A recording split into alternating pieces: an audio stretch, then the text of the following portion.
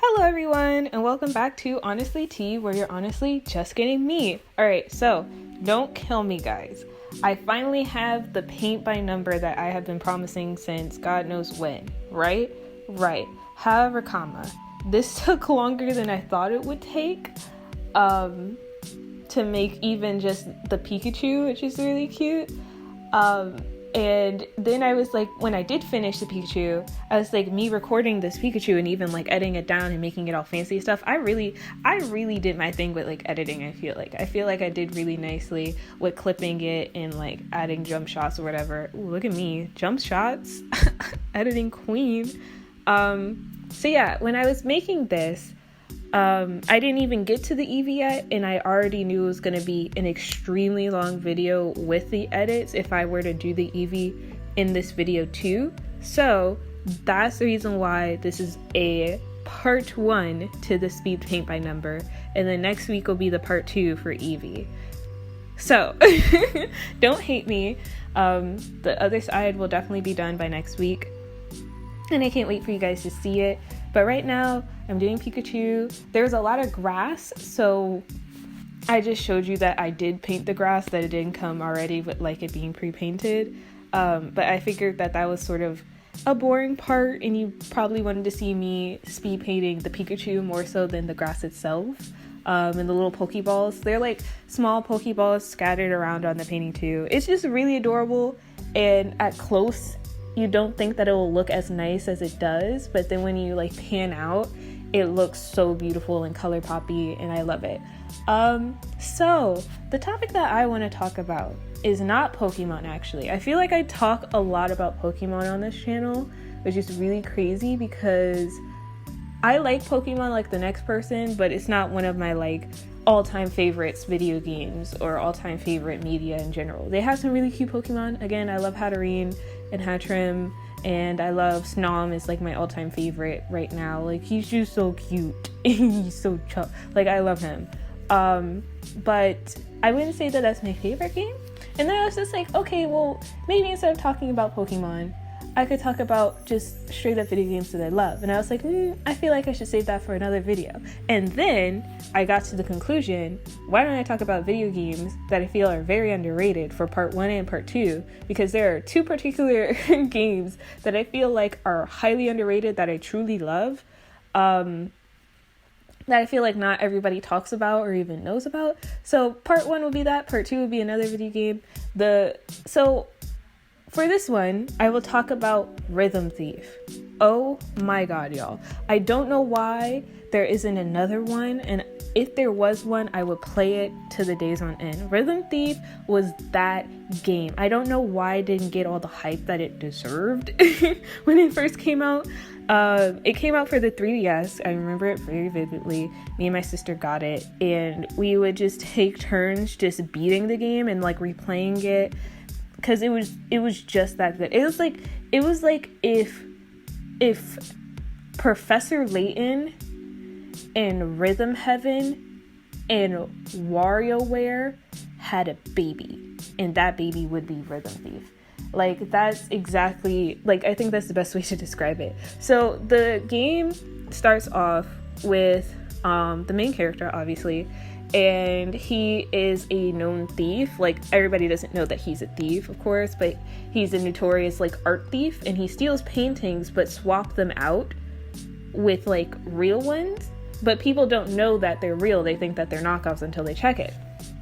So the reason why he does that is because his father, I think it was the father, if not it was a family member, but pretty sure father. So the father used to steal all like the famous masterworks and replace them with decoys without people noticing. So then he was just like, I'm not going to do that. I'm going to replace all of the paintings and stuff and not get caught, and I'm smooth. And he had this hat, and like you would just go through his story, but there are 2 different ways you would go through his story. The first way would be through like the rhythm games, right? And they, like, this is what I loved about the game itself. It wasn't just a rhythm game. It told a story. It still had real-time action, and you still got invested in all the characters. And like, you think that a character would be a side character until like the story picks up more, and you're just like, oh, this character is really important. I just thought that they were a run-off character.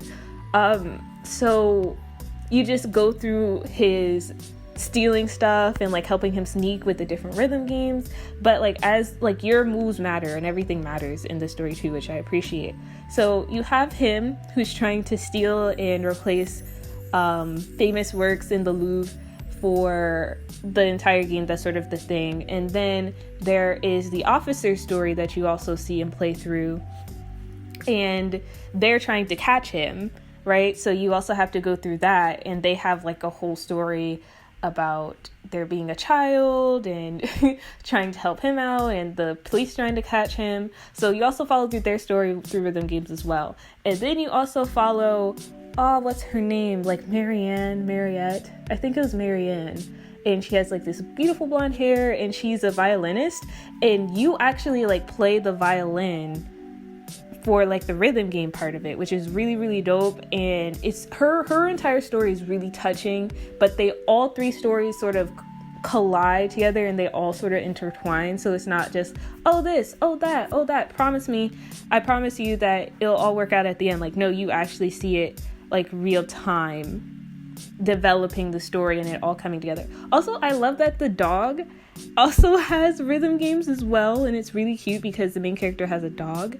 And so he has like this little subplot where he falls in love with this French poodle, and tries to impress her by like this eating competition for dogs. And it's really funny and it's really cute, and like a nice way to sort of lighten the mood, because sometimes the plot gets a little bit deep and heavy, but then that works out. And it's also like, it's the right amount of challenging. Like some of the rhythm games I had to like retry over and over again because it required so much like precision to get it right. And I never felt like when I lost a rhythm game, like it was my fault, like that it wasn't my fault. It was definitely my fault for losing them. So I really appreciated that. But then it also had the mystery element to it, so that's where the Professor Layton part comes from. Because, you know, like with Professor Layton, it's not all about puzzles. You also get to like go through the London streets and tap on stuff and be like, oh, what does that do? Or talk with characters that you think are one-off, but then they also give you random puzzles. Like, that's the same thing. You get to explore all of France, and you'll have to like go to certain places and solve certain puzzles or collect certain items, and you might be able to talk to a random person and they give you a rhythm challenge, which is really cool. Or you could collect little coins and stuff. It was just it was so much fun. Like, I really, really, really wish they made another one. And I could go into like more detail about the game itself, but I don't want to geek out too much about it. But overall, one of my favorite, like, I feel like it is one of the best rhythm games ever to exist on the planet, especially the ones that I've played, because I do like rhythm games. But that one just had so much plot depth. The music was great. The rhythm games and how they would do it, like, it wasn't just like Dance Dance Revolution with it, or like what's another dance game that I like? Or like, I play this mobile app called Sweet Dance, which is also really great. Definitely check it out. # not sponsored. But you would like tap it into a little circle, and you would have to tap it in time. But it'll be like, you have to tap the different poses in time, or like you would actually have a dance routine, or even like you have to tap the sides in the rhythm. Or there's a lot of sneaking ones where you have to match the statues, but you also had to be in beat. And that was really fun. And there's like chase scenes where you have to like the pillars that you're running on, or the stones that you're running on, all were assigned to a button, and you have to like do it real time. It was just so great. And of course, my favorite part was actually Marianne's. I'm going to call her Marianne, even if I'm wrong, and go fact check me for it. I'm pretty sure her name is Marianne. I loved her violin parts because they were so heartful, like so heartfelt. And when you did play the violin, it was like a reason for it. Like in the very first time, it was like, oh, this is fun. But like as you keep going through a story, this violin had so much more purpose to it. and just playing it alongside like seeing what's happening in the story, and there's cutscenes and stuff, it just makes you want to do perfect on it. And it had a lot of replayability as well. It had a hard mode. Like it was just all around fun.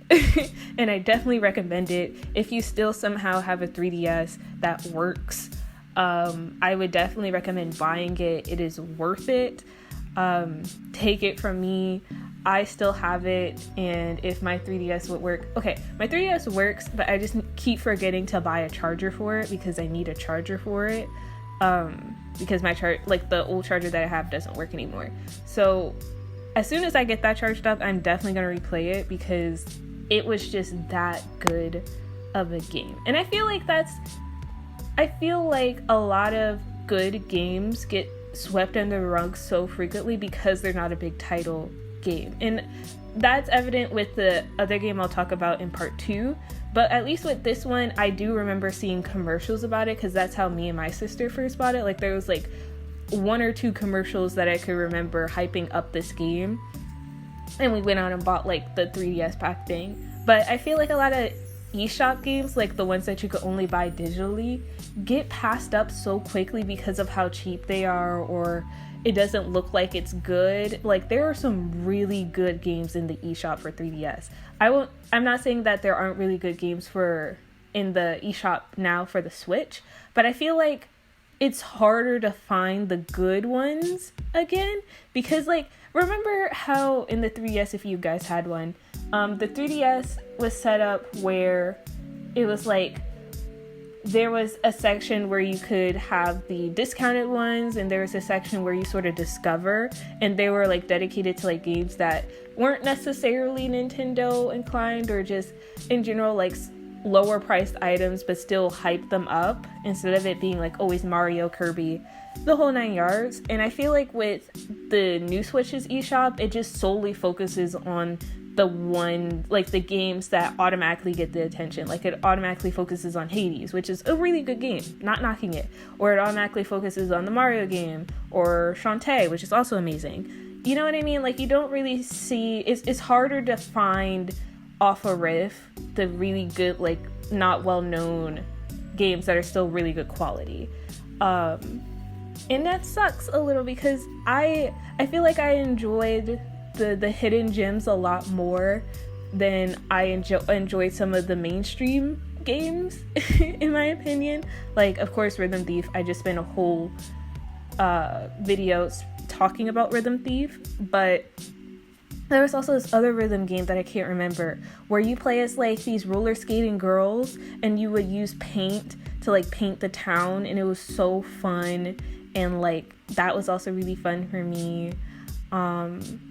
What else was the other one? I love like the pet games that were there, like not the Nintendo dogs and cats, but there were other like vet ones that I really liked. And of course it spurred my interest in being a vet when I was younger, but I wanted to be a marine biologist. Anyway, I'm just saying, moral of the story for this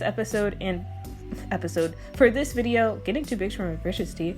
The moral of the story for this video and for next video is that you should really look out for the games that aren't advertised this much. Like if you're on Steam, if you have any other system, I will highly recommend just taking a dive in whatever Discover section or whatever like games pop out to you that aren't really mainstream and talked about and highlighted through, but still looks interesting, because those games have just as much love, if not more, and are just as worth it than the ones that are $60 or made by a AAA company. So that's my little spiel.